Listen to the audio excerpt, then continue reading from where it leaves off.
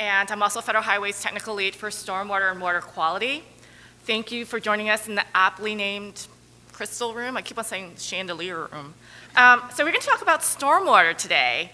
What is stormwater? Well, it's rainwater or snow melt that runs off utilizing networks such as roadways, parking lots, rooftops, and along the way carries some sort of excess nutrients or pollutants prior to entering a waterway or storm drain.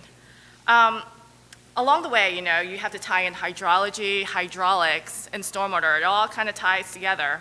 So we have 4 amazing presenters today to talk to you about stormwater. We have Greg Granato and Charlie Stillwell from USGS to talk about SELDM. And SELDM is near and dear to my heart. I think I started Federal Highway about 12 years ago when my predecessor was like, you have to work with Greg and on SELDM. So I feel like my whole career is like SELDM. We also have Carlton Spirio to present on coastal strategies and resilience in Florida. And then we have Kiona Leah to talk about stormwater asset management. And our first presenter is Greg Granato. Greg Granato is a hydrologist from USGS. He has worked with Federal Highway to develop SELDM, stochastic empirical loading dilution model, and many related issues, including de-icing chemical issues, stream flow statistics, run flow quality, BMP performance, and the highway runoff database. Greg has worked with 7 state DOTs on stormwater issues, including California, Connecticut, Massachusetts, Nevada, North Carolina, Oregon, and Rhode Island, and has provided information and training to so many more state DOTs. He's an author and co-author of more than 50 technical reports, has served on 5 NCHRP research panels, and is serving on the TRB Committee on Hydrology, Hydraulics, and Stormwater. And with that, Greg?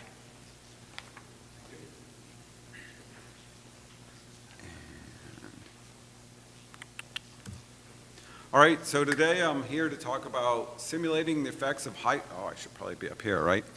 Simulating the effects of highway and urban runoff in southern New England with the stochastic empirical loading and dilution model, SELDM.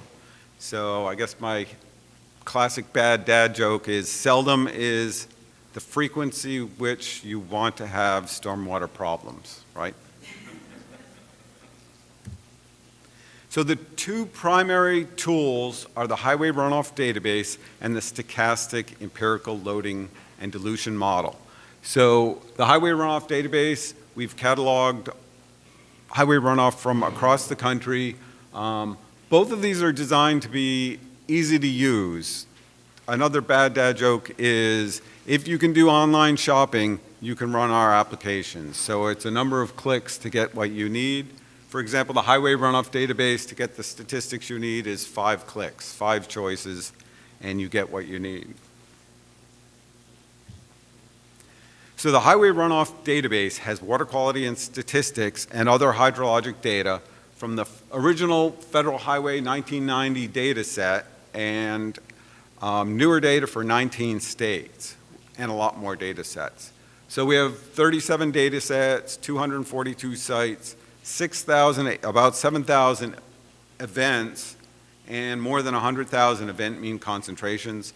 The database has 414 different constituents. So when Susan was talking about there's a lot of constituents, yes, there are. In Massachusetts, we actually detected caffeine in highway runoff. So you got that old saying, right? America runs on Dunkin'. So SELDM is a stochastic mass balance model. It simulates the hydrology and water quality to get the upstream, the highway runoff or BMP, now I think people are using stormwater control measure, and the downstream flows, concentrations, and loads. So what you have is you have these upstream loads, and you get what's coming from the highway, and you add those together, you get your downstream loads, you divide by the flows, you get the downstream concentrations. So SELDM was developed and tested by the USGS in cooperation with Federal Highway, and Susan and Pat were like, okay, if you build it and the regulators don't come, it won't be useful for the DOTs. So we got Fish and Wildlife, people in multiple offices and headquarters of EPA involved, so they'd have their early input, and we'd be able to build a tool that they would accept. Now, the other thing is, and we also got a state regulator, Massachusetts Department of Environmental Protection, to give us upfront input, again, so they would accept what we give them. The other thing they said is you need to build a tool that people can use, right? If you do SWIM or HSPF, it takes weeks to come up with a model. You have to have a very high-level expert to build that model for you. Otherwise, it's like garbage in, garbage out. So SELDM was designed, it has most of the numbers that you already need in there again, so you could just click through and use what's there. So if you have something like an important site, like endangered species, you can put in your own data and statistics. You can get to the level of collecting data at the site and putting that into SELDM. And there's a whole spectrum between just using regional values and using site-specific data. We hope to avoid site-specific data because it's expensive, it takes a long time. But if the regional values tell you that the risk is so remote that it's not going to be a problem here, let's say like a 1-acre highway on a 100-square-mile basin, then you can say automatically, you're not going to have a problem here. And there's model magic. I could say, of course you have a 1-acre highway and a 500-square-mile basin, and people will look at me askance. But if I say, oh, I ran a model and it says you're not going to have a problem with a 1-acre highway and a 500-square-mile basin, they go, oh, yeah. All right.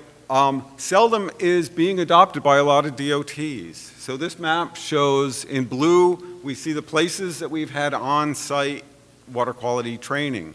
So if you're DOT, you got a bunch of people want to take the training, we'll have training at your location. The green states are where USGS has done studies in support of state DOTs.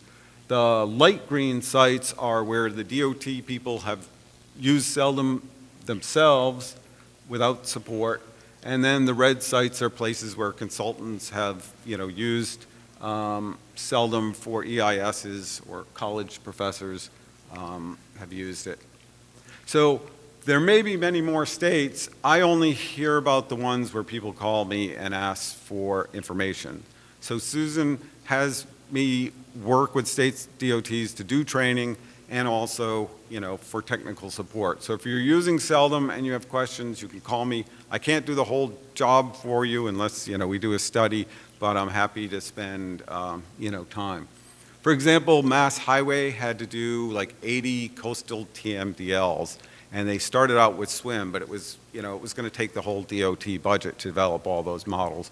So what we did was I spent about 4 hours with their consultant, getting all the details, and they were running it themselves. They came up with the yields, and then they used their GIS to say, in each basin, it's easy to get their footprint. So they multiplied the yield by the area. So SELDM is also, SELDM and the Highway Runoff Database is also recommended by the NCHRP panel on TMDL requirements. So if you go to that report, they ended up advocating for the Highway Runoff Database to get your concentrations and SELDM to translate those into yields for highways. And again, use GIS, get your footprint from any basin once you have the numbers, and proceed with that. So SELDM is what's known as a lump parameter model. That's what makes it easy to use. Even some very complex models are in reality a lump parameter model. So what it is you specify the hydrologic characteristics.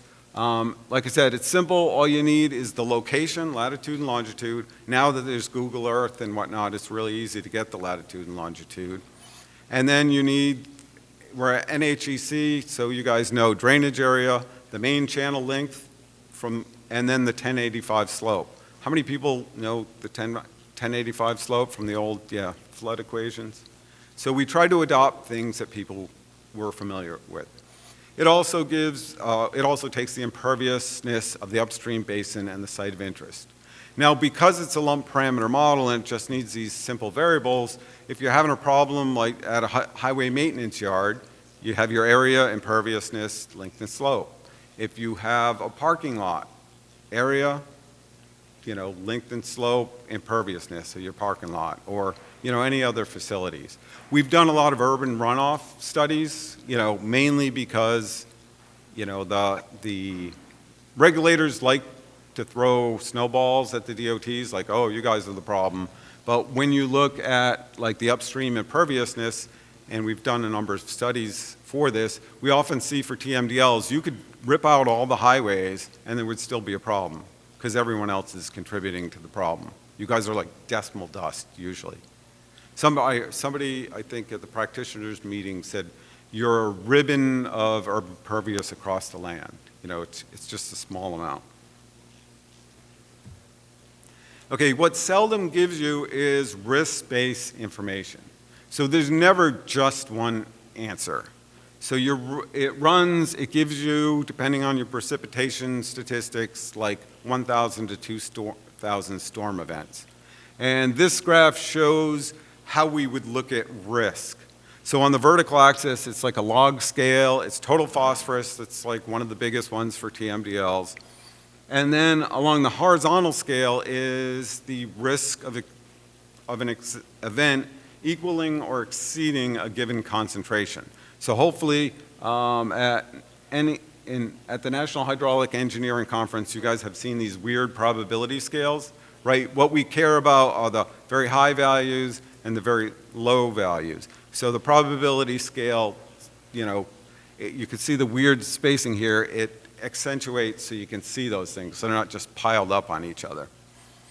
So what we have here is that vertical line at about 0.5. EPA years ago determined that you could adversely affect a lot of the ecology of the stream once every 3 years, and the stream could keep rebounding from those bad events.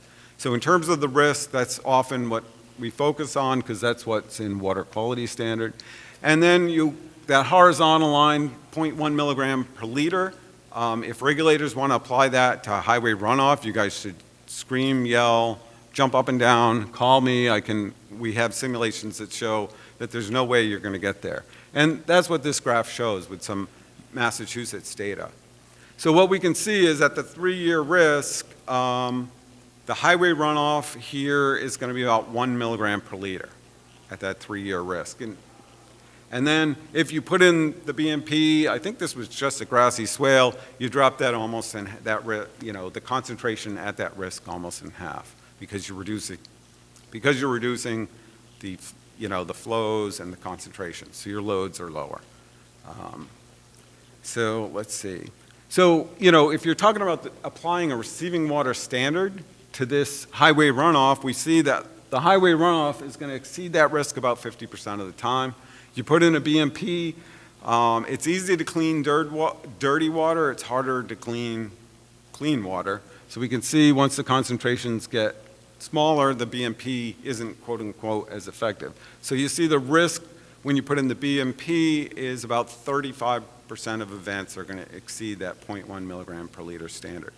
And we've done studies in New England, and we've shown that these low receiving water concentrations, they were set up for wastewater concentrations when the streams were low flow and not much is moving.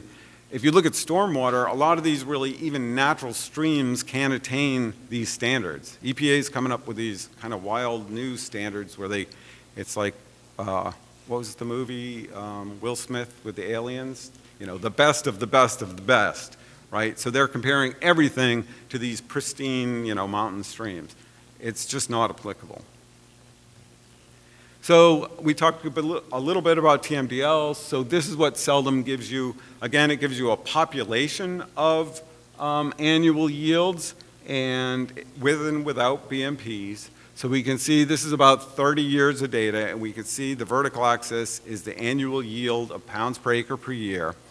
Now, what you want to use is the long-term average, because if you add up 30 years of loads and divide it by 30 years, that's a meaningful statistic. That's going to be your average over the long period.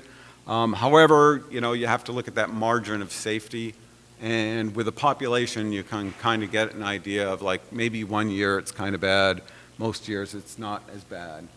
And you can run very easily, we've done the statistics for many types of BMPs, so you can run this BMP, that BMP within 15 minutes, and you can see this BMP, again, I think it was just a grassy swale, and you can see basically, if you put in that BMP, you can cut your concentrations in half. And Charlie will talk later, we work with North Carolina DOT, and they have a very simple, easy to use tool, and it will tell you, do I need, whether I need a BMP or not, and do I need a plain one or a fancy one? Or there's just no hope of meeting your standards. So right now I'll just kind of give a brief overview from southern New England and just kind of try and put it in context of information you can use wherever you are. So in southern New England, the first thing we did was we got into GIS, we used the National Road Database, and we found 48,000 road stream crossings across the 3 states and the contributing area, even if the basin went across states. So we got area, length, and slope, and imperviousness. So this is what SELDM needs. We've made it so all you have to do is click Stream Stats, and it gives you everything you need. We also, for the southern New England, which is Massachusetts, Connecticut, Rhode Island, came up with hydrology. We developed precipitation, runoff coefficients, pre-storm flows, and hydrograph properties. So we preloaded them, so now the DOTs don't have to do any work practically. They get their custom numbers and click through. They get their custom site. So if they have to do this level 2 analysis, what we call it, is where you use more site-specific data that already exists. You just click through and they're available for them. We did the same thing in North Carolina. So then we looked at water quality. So we have highway runoff, urban runoff.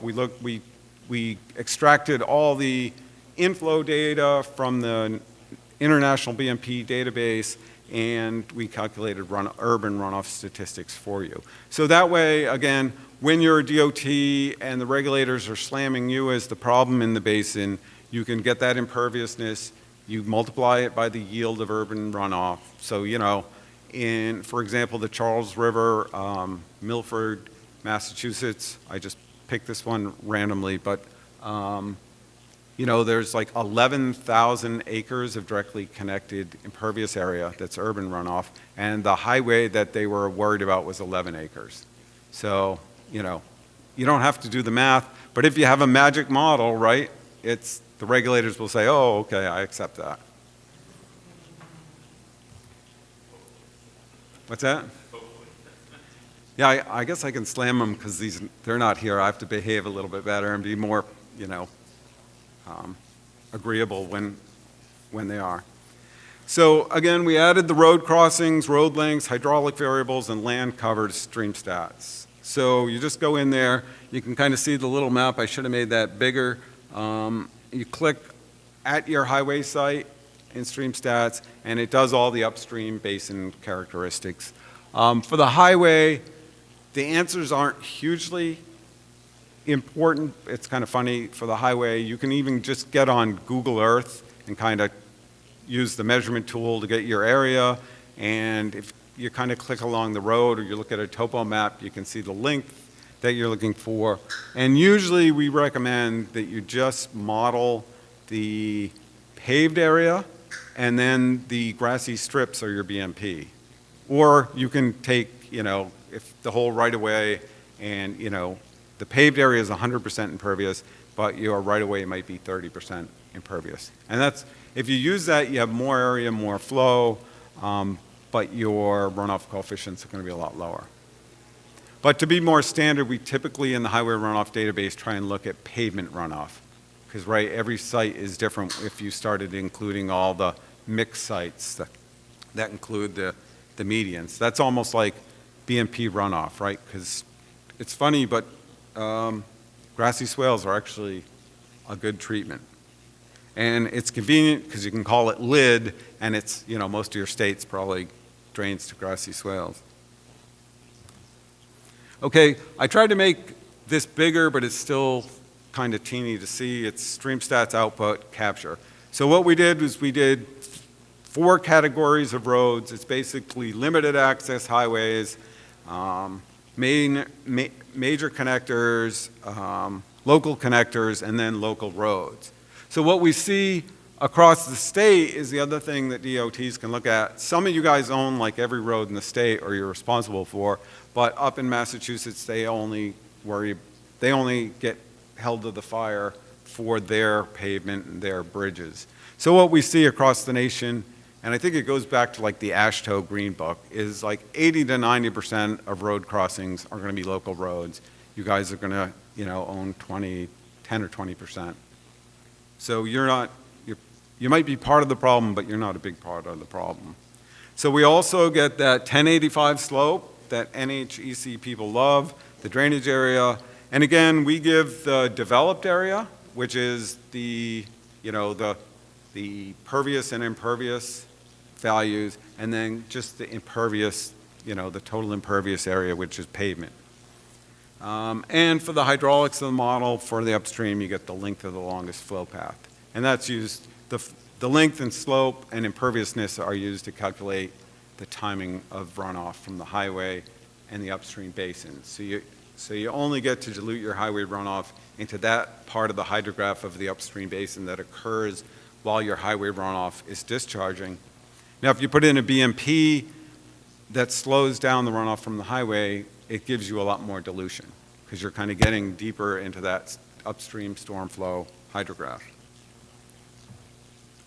Okay, so to characterize conditions and do simulations, we use highway runoff data from 19 monitoring sites. So what this map shows you is southern New England and small areas of the bounding states. It shows you the EPA level 3 ecoregions, which is the blue is the northeastern highlands, the green is the northeastern coastal zones, and then the Atlantic coastal pine barrens. So when you get in SELDM, you put in your latitude and longitude, you're going to get data and statistics for these ecoregions. Automatically, it's in there for you. And again, we use the EPA ecoregions because we got EPA on board, and we wanted to get something that they want. So these sites are all from Massachusetts studies. Connecticut's currently doing studies. So if we were to end up doing a phase 2 someday, we would use their data to refine the estimates, compare it to the Massachusetts data we use and add them in. Now, when you put them in highway runoff, into the highway runoff database, again, you click 5 buttons, you get the statistics you need for SELDM, and it's easy. It would, take a very short amount of time to just update the model for New England with the new data. And the thing is, highway runoff is changing through time. It used to be a lot more nitrogen, but because of the Clean Air Act, you get less nitrogen. So highway runoff equals, pretty much atmospheric deposition. If regulators want to use NERP or the 1990 federal highway numbers and kind of hit you with those, you should really fight that because, back then there was lead in gasoline, there was a lot more air pollution, so you had a lot more fallout on the highway. And importantly, when they clean their sampling equipment, they use phosphate detergents. So by doing this data collection program for Massachusetts, the best practice is good data. We cut their phosphorus numbers in half just by using modern data. So what we did, these red circles are the upstream water quality. So what we did was we did data mining in the USGS database. It got existing data for different constituents and developed the statistics that these state dots can use. Again, now they can just click a button. They don't have to worry too much about the statistics that are available. And the great thing about doing this exercise, again, was we got a lot of background kind of natural sites or minimally developed sites, and you run these statistics and you show that upstream water quality, even in these nice basins, is not going to hit these ultra low regulatory concentrations during storm events. Okay, we got precipitation data from 45 NOAA precipitation stations. And we got stream flow data from 385 USGS stream gauges. So when we did the sensitivity analysis, we found that stream flow was one of the most important values. The good thing is, nationwide there's about 20,000, there's data available for about 20,000 stream gauges. So you can see in southern New England and kind of in neighboring areas, there's as many as, almost 400. So it's important data is the good news, and there's a lot of it available is the good news. Okay, as we mentioned, highway runoff data has hundreds of constituents. We're finding new ones, or college professors and regulators are finding new ones every day, practically. That's a little hyperbole, right? Now we have PFAS, 6-PPD is of high interest. So for this study, we simulated 21 constituents. Those are the common ones that the DOTs get hit with for TMDLs and regulations. So it's easy in SELDM to run all these concentrations, but you might get different answers depending on, like you might meet the sediment standard, but you don't meet the phosphorus standard. You meet the metal standard, but you don't meet the PAH standard. So you might get different answers for different constituents, whether or not it's good. But, there's a lot of uncertainty in the water quality data. So what we did is we produced the dilution factor, which is highway runoff over highway runoff plus upstream flow. So that's the downstream flow. So this dilution factor, it's a little weird. It's inverse. The higher the number, the less dilution. So you can kind of instantly look at it. And if you're a highway and you own, under worst case conditions, less than 1% of the downstream flow, you can say, my contribution is teeny here. If in a basin, you got a small basin and a huge highway, maybe in some storms, the downstream flow is almost 100% of highway runoff. So again, that's usually small basins and big highway areas. Okay, so looking at these, I'll talk a little bit about the phosphorus in terms of drainage area, and then kind of try and get at that dilution factor so you can see this. So in this graph, we have the concentration ratio. So that's downstream to upstream ratio of total phosphorus. So if it's 1, the downstream equals, if it's about 1, the downstream equals the upstream. So you're not having a perceptible effect. We have this red line is 1.25. Charlie will talk about that too. These guys looked at monitoring runoff from small areas, and they found with like measurement uncertainty, lab uncertainty, handling uncertainty, that you can be within like from 0.75 to 1.25 times your best answer, and that's the uncertainty of a measurement. So you can make the argument that if it's less than 1.25, it's essentially not a really detectable change. And you might have varying luck with your regulators depending on their attitudes. But in North Carolina, again, Charlie and Andy McDaniel, they got in the regulators in early, so that when we built this tool for them, the regulators would accept it. So there's a lot of, I'm joking around a lot about, they're the bad guys and you guys are the good guys, but really, it's good to have the partnership, get them involved. So what do we see here is this is a drainage area on the horizontal axis, that's the drainage area ratios in acres per square mile on a log scale. So what we see, until you get up to about 1 acre per square mile, it's pretty much imperceptible, the effect of the highway. And this is without BMPs. You put in a BMP, you're probably going to drop this. So you get up to 10 acres per square mile, and that's about, you're doubling to 4 times the upstream concentration. Then you get up to 100 acres per square mile, it's almost like 7 times. Now you might say, hey Greg, why do we have this vertical distribution of circles here for like 1 and 10, you can see them. And what that is again, we're looking at the slope and the drainage length of the highway.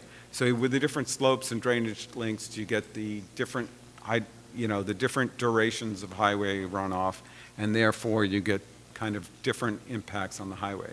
So if you have a short runoff hydrograph from the highway, you get less dilution, you have you increase the concentration. If, dilution is the solution to pollution, if you have a longer hydrograph from the highway, then you have lesser effect. So we see that when we substitute in this dilution factor, which is highway runoff over downstream flow, we can see that it takes those vertical lines and stretches them out. So they're not, you don't see these vertical lines at a given drainage area ratio. So we can see that, this is your 1 in 3 year concentration ratio. So you can see you get up to a dilution factor of what's that? About 40% highway runoff is when you get these total phosphorus, where you get like this detectable change in downstream concentration.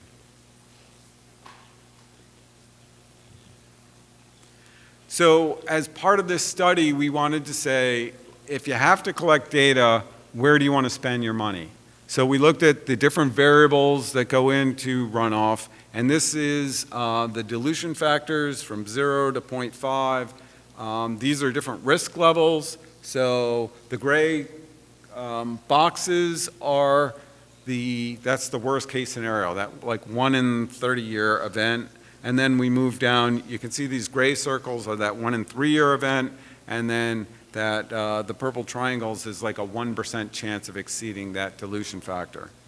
So this is the dilution factors of the vertical scale, and we can see the different symbols represent the geometric mean stream flows in cubic feet per second. So that's the pre-storm flow. It's not base flow, it's the flow that's happening when the storm, when runoff from the highway starts. So what we see here is we have all these stream gauges here. This is just a sampling of all those 385. And you can see there's this one basin where, the flows are large. So the production of water in that. And it's probably like groundwater from one basin is flowing into another basin.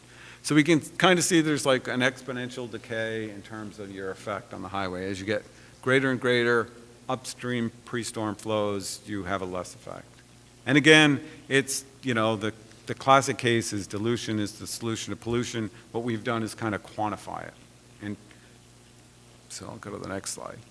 So we looked at these different variables and we're saying, okay, which one is the most sensitive, and therefore where do I put my money to get the better numbers? So what we have here is the different variables, some of the different hydrologic variables, and then on the x-axis, the horizontal axis, is the coefficient of variation. I don't expect you to remember like Statistics 101. It's basically just the standard deviation of the variability of the answers divided by the average numbers. So if it's got a big coefficient of variation, it is, that means it's very sensitive. So you have a lot of change as you vary the variable. And then if it's got a small box plot there, it's not as sensitive. That means you can vary the variables. You're not going to get a big change in the dilution factors. So precipitation is up there. It doesn't seem intuitive that precipitation wouldn't be sensitive. What it is the same event falls on the highway and the upstream basin. So, as one increases, the other increases. That's why it's not sensitive. We have that stream flow, as you can see, compared to the other variables, has a larger box plot. And then you go to these stream flows for basins that go to 0, and you can see that's huge. So if you look at basins that go to 0, there's a lot of variability depending on how dry it is. So I guess your ninja trick for this is if the regulators are slamming you for exceedances, you say, well, you guys regulate all the water withdrawals, so you're the ones that are driving these flows low because you're allowing all these withdrawals. So the highway basin lag factor, again, it's not as sensitive as other variables, so that's that basin length and slope. So again, you don't need to get out the drainage plans and calculate these lengths and slopes exactly. You can get on Google Earth and get a good idea for that level 1 analysis. If you're putting in a new highway, you might have that information. Maybe not up front, right? The initial is the planning level. You know, can we put a highway here? You might have a lot of options. So you can kind of get generalized number for that. The hydrograph recession ratio, again, we're at National Hydraulic Engineering Conference. That's just the ratio of the rising limb to the falling limb of the hydrograph. That's a tough number to get, so I was pretty happy that that's not hugely sensitive. And again, what it is smaller highway sites and, you know, the stream basins are bigger.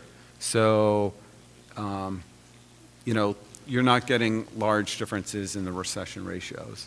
And then the upstream runoff coefficient compared to the pre-storm flow correlation.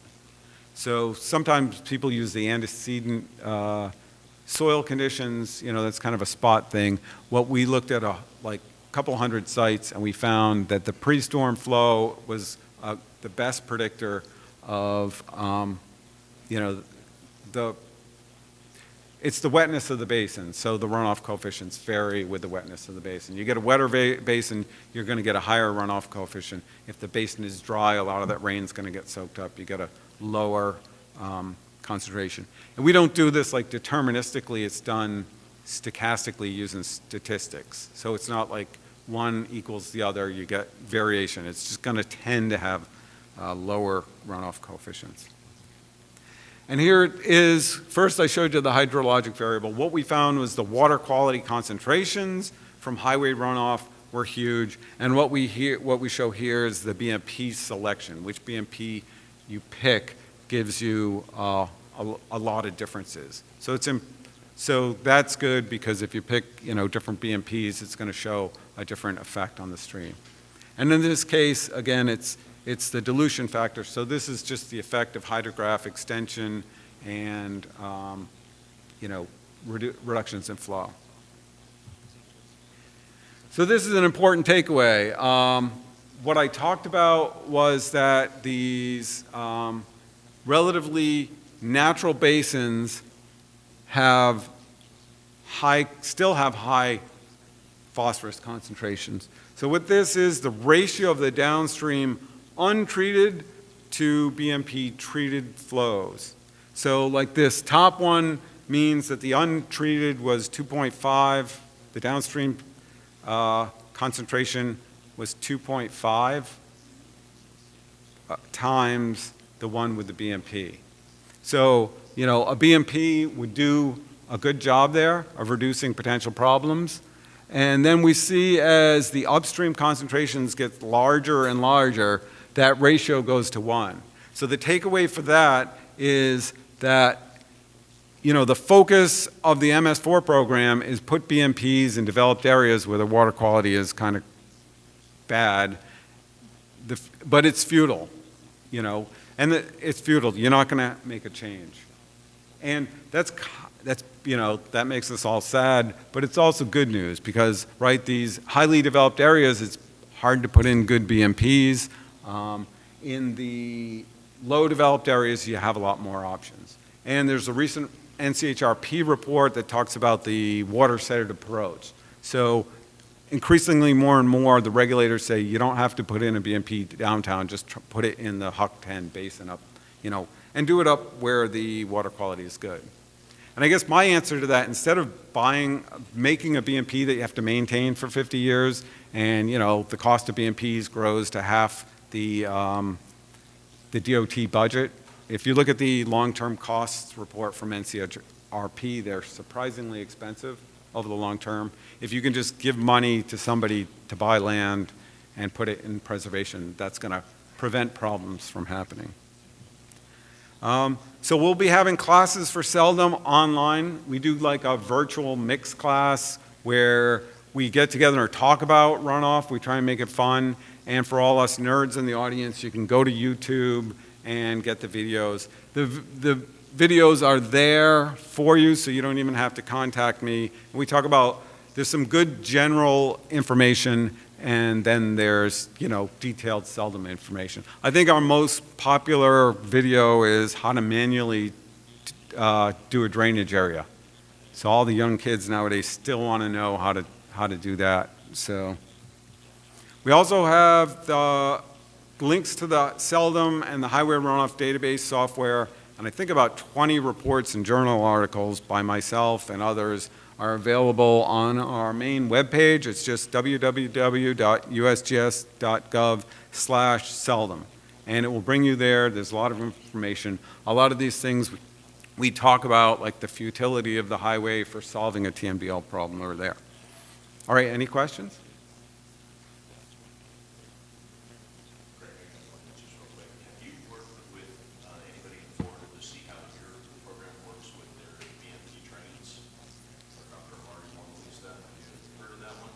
We have, and I talked to Fred Noble, but, you know, Marty's a great researcher and he does great work, so they're pretty happy with Marty. And, you know, it's kind of like when the police arrive at your door, you need a lawyer.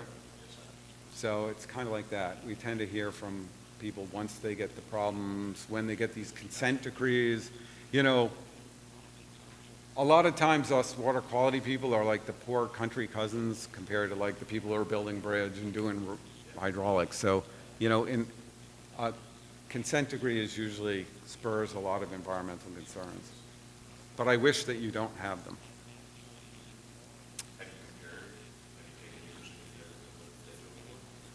No, we haven't. Just because we kind of go where people, you know, want to talk to us. I think it would be pretty easy to do. All right, before y'all get all excited, go on this URL and everything, we're going to have Charlie Stillwell to talk more about the implementation of, thank you, Greg, of SELDM.